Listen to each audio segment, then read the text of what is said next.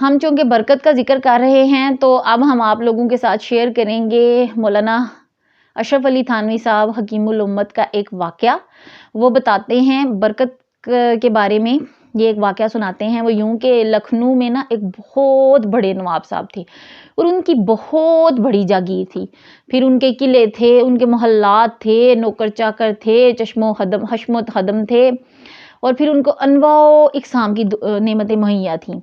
لیکن کیا ہوا, ان نواب صاحب کے معدے میں نا ایک بڑی شدید نوعیت کی ایسی بیماری ان کو لاحق ہو گئی کہ ان کا جو معالج تھا ڈاکٹر, اس نے یہ کہہ دیا کہ ساری زندگی کے لیے اب آپ کی غذا صرف ایک خوراک ہو سکتی ہے.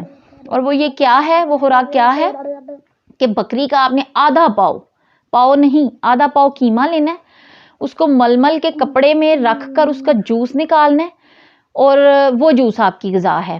اس کے علاوہ آپ کوئی بھی چیز نہیں کھا سکتے. آپ گھر میں تو انواع و اقسام کے کھانے پک رہے ہیں, پھل فروٹ موجود ہیں, میوے موجود ہیں, اور دنیا بھر کی کھانے کی نعمتیں موجود ہیں. لیکن نواب صاحب کو صرف کیا ملتا ہے, قیمے کا جوس, اور کچھ بھی نہیں ملتا. تو برکت ایک بہت بڑی چیز ہے. اللہ تعالیٰ سے مانگنے کی چیز برکت ہی ہے. ہمیں گنتی نہیں مانگنی چاہیے, یعنی کثرت نہیں مانگنی چاہیے. اللہ تعالیٰ سے بچوں کیا مانگنی چاہیے؟ برکت. اللہ تعالیٰ سے کیا مانگنی چاہیے؟ برکت. Thank you.